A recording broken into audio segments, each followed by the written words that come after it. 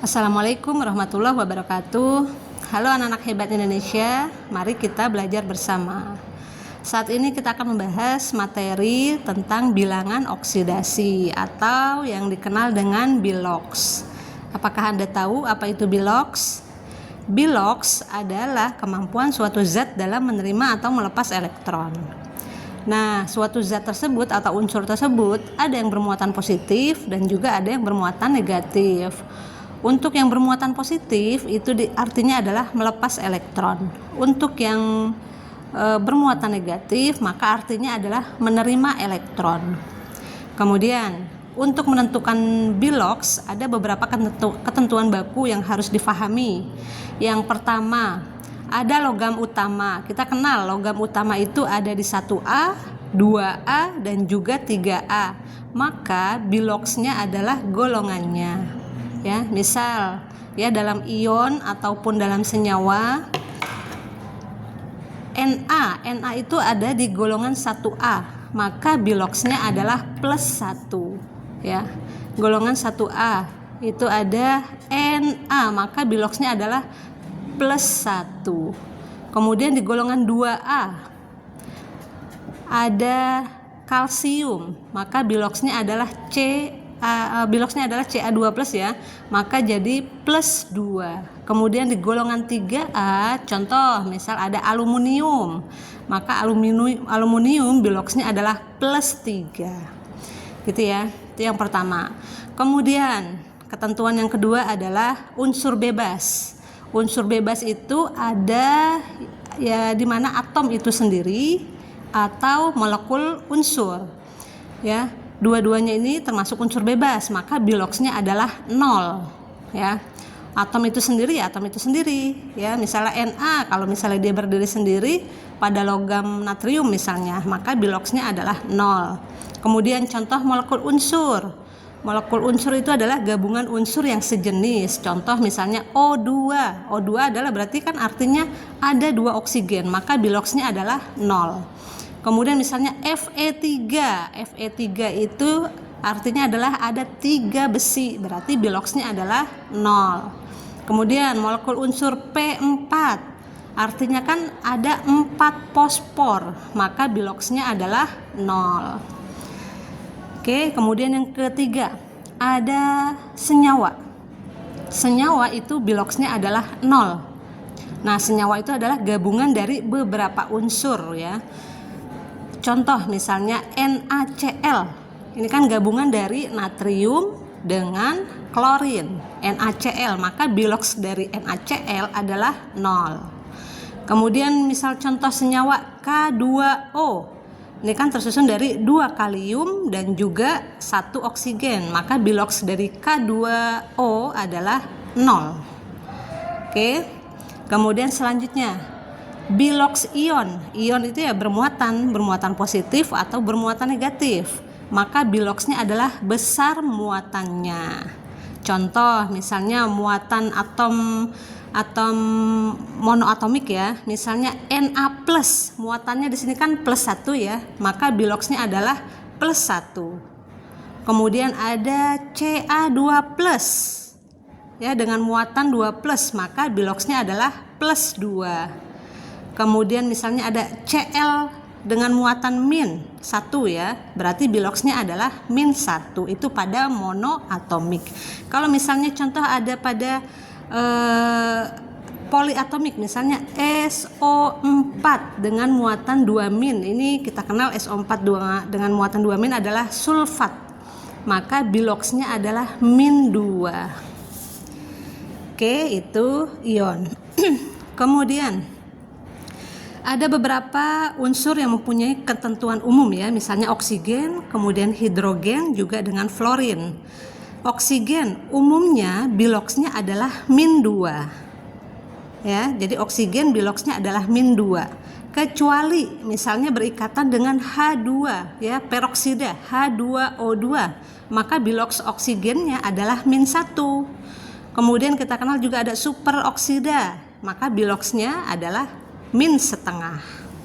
Oke, tapi pada umumnya Bilox oksigen adalah -2. Kemudian hidrogen ya biloxnya adalah +1 ya. Nah, itu jika berikatan sama-sama non-logam. Umumnya hidrogen biloxnya adalah +1. Tetapi jika hidrogen berikatan dengan logam, maka biloxnya adalah -1. Oke, diingat ya. Jadi hidrogen bilox umumnya adalah +1 ya jika berikatan dengan sama-sama non-logam. Tapi jika berikatan dengan logam, maka biloxnya adalah -1. Kemudian yang terakhir adalah fluorin. Fluorin biloxnya adalah -1 selalu ya. Fluorin biloxnya adalah -1. Oke, kita coba dengan latihan.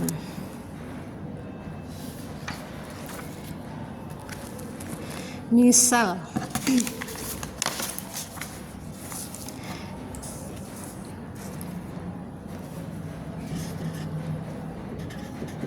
contoh, misal ada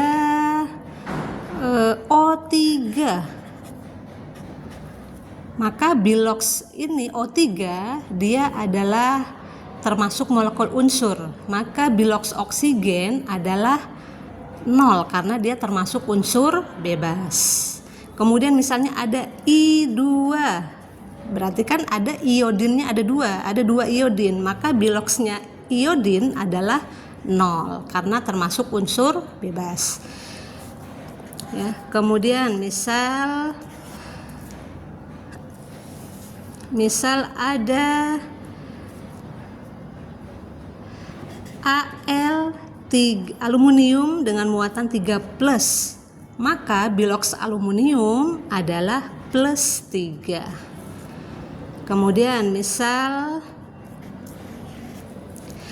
PO4 dengan muatan 3-.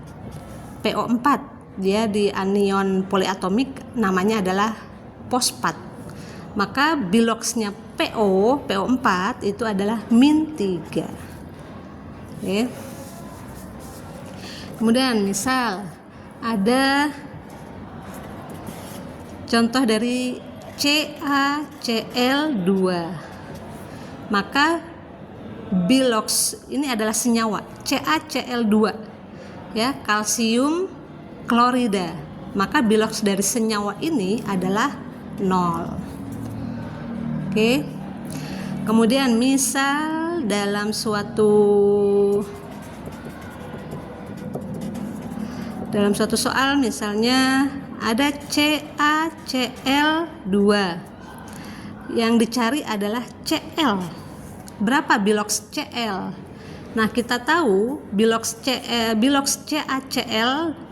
CaCl2 itu adalah senyawa. Senyawa itu adalah sama dengan 0 ya. Kita jabarkan dulu. Kalsium ditambahkan 2 klorin. Ini sama dengan 0. Nah, kita tahu kalsium itu ada di golongan 2A ya. Maka dia biloxnya adalah +2. Ya, +2. Nah, yang kita cari adalah Cl. Maka 2Cl. Nah, antara ruas kiri dan ruas kanan itu harus sama. Ruas kiri harus 0 dan ruas kanan harus 0.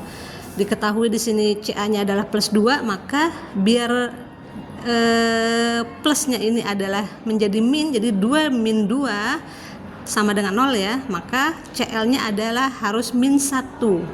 Maka +2 ditambah 2 dikali Cl-nya berarti -1 ya, untuk menghasilkan sama-sama 0. Nah, kita kenal di sini +2 dikurang 2 sama dengan 0. Maka biloxnya Ca adalah +2, biloxnya Cl adalah -1 ya. Biloxnya CaCl2 adalah 0. Oke. Kemudian misal contoh lagi. Misalnya ada anion SO4 dengan muatan 2-. Berapa bilox S-nya? Kita tahu ini adalah anion ya. Di sini ada muatan, berarti bilox dari SO4 itu adalah min 2. Nah, yang kita cari adalah sulfurnya, berapa biloxnya. Antara sulfur dan oksigen yang mempunyai ketentuan baku adalah oksigen. Oksigen umumnya adalah biloxnya min 2. Kita jabarkan.